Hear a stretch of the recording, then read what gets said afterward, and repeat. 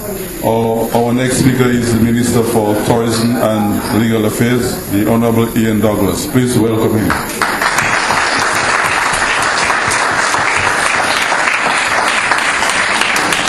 Honorable Prime Minister and my cabinet colleagues, good evening. The residents of Trafalgar and the Valley in general, good evening. And it's a pleasure for me to be here this evening, tonight, to speak to you in another series of cabinet meeting the people. The people who really matter, the people who we work for. We are your servants, you are the masters, you are the shareholders. At the end of the day, it is you who will decide, and that's why we come to you to report to you what we have been doing on your behalf. And it was not so long ago, probably about a month ago, we found that I was here at Fet Kaiche when I spoke to you in this very building, when I told you that I feel really privileged to be in Trafalgar. I feel privileged to be in the Valley because as Minister of Tourism, I feel like you hold so much potential. The rest of Dominica is looking at you. The spotlight is on you. I mean, nobody can deny, and it's undisputed, that the Valley holds so much potential for tourism development, not only of the Valley, but for Dominica. And this is what this government has been doing on your behalf.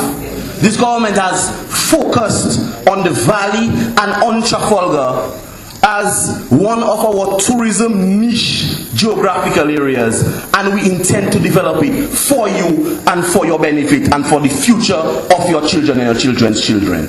And I'm here to tell you, although we are here as a cabinet, I'm also here personally as a politician, and I want to tell you and I want to advise you that now is not the time to change gears. We have to continue to work with this government, because when we got in 2000, we came to you, and everybody, all our detractors and those who want to criticize this government will tell you that right now this government is going around with meeting the people and having town hall meetings, but this is nothing new to us. When we recognized in 2000, 2001, that we had to take certain measures in the interest of the economy, in the interest of the country, in your interest, we came to you. Before Rosie Douglas died, before Honorable Pierre Charles died, former Prime Minister, and then our dearly beloved Honorable Prime Minister Roosevelt Skerrit, we came to you, the people, and we told you that there were certain measures that we had to take in the interest of the economy.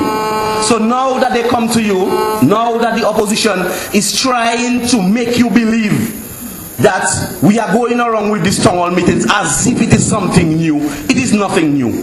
We are accustomed to dialoguing with you. We have developed a culture of meeting the people. Before we take any measures on your behalf, we come to you. We came to you in pre-budget consultations. You remember that we gave every single interest group in Dominica the opportunity of meeting with this government, of coming up with their plans and their proposals, of sharing their views and how they saw things. And we took some of those ideas on board and we implemented some of those ideas in the budget. And now we are coming back to you again in a second phase, in a post-budget period, to tell you how we are going to continue with your development.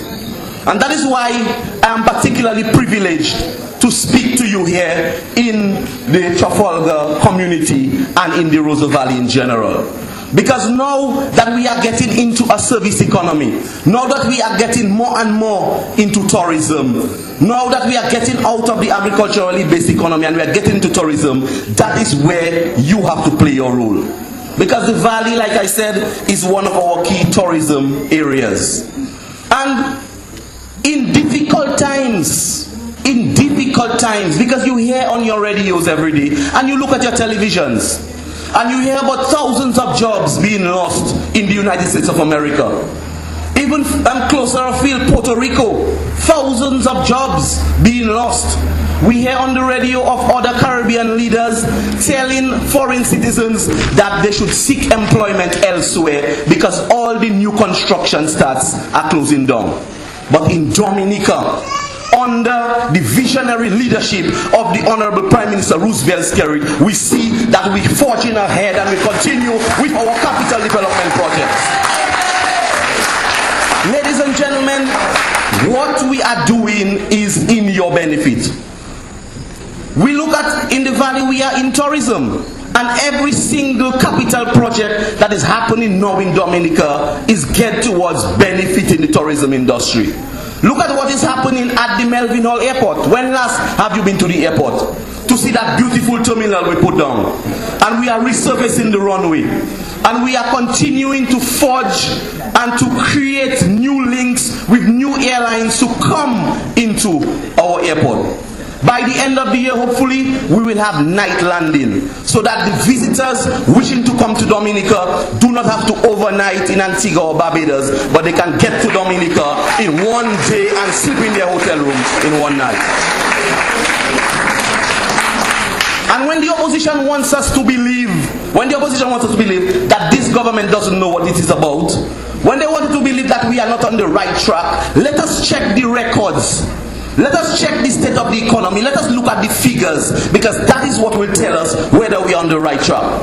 Today in Dominica, we see new hotels being opened up. We hear about Rosalie Bay opening up in Rosalie. We hear about Flamboyant in Roseau opening up. We hear about Red Rock in Calibishi opening up. We hear about Hotel de Champ in Portsmouth opening up.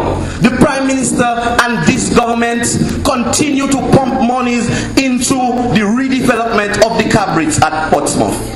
And ladies and gentlemen, in cruise, because you are probably the part of Dominica which benefits the most from cruise tourism. And we spoke about it at Fedkaiche, and we're going to speak about it again. Because of the visionary leadership of the Honorable Prime Minister and this government, we will be experiencing a 25% increase in cruise arrivals in this season beginning next month, and that is in your benefit. We continue with the development of the tourism industry in Dominica. And we have developed the eco-tourism brand in Dominica. And I'll tell you that I was in a Ministers of Tourism meeting just about 4 or 5 months ago in St. Vincent. And to my surprise, the very program that we implemented here with the European Union, called the Eco-Tourism Development Program, today is being replicated and repeated and copied in other areas of the Caribbean and of the OECS. Other countries like Grenada and St. Vincent are coming to us to find out what is it we have been doing to develop ecotourism. And you know of the Trafalgar reception facility that we have put up. And like the Honorable Caretaker, I was about to call him the parliamentary representative, but I guess community events probably cast a shadow before them. And the Caretaker have told you that on Friday we will be opening the Wharton Waven tourist reception facility. And my brothers, I am there to support you, and I am sure that what I know about the Prime Minister, when we produce that new product we hope to develop in the Wharton Waven area, I'm sure that the Prime Minister will put every support and every assistance that you need behind this project for us to develop that project. I mean, you showed it to me on your laptop and I was amazed.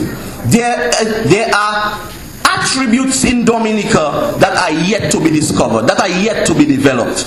And that is because when we came to power 8 years ago, we decided that we needed a plan for the development of Dominica.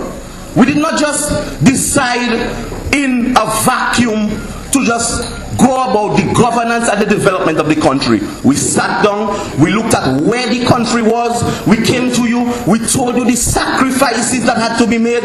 We went to the public servants, we told them that you needed to take a pay cut.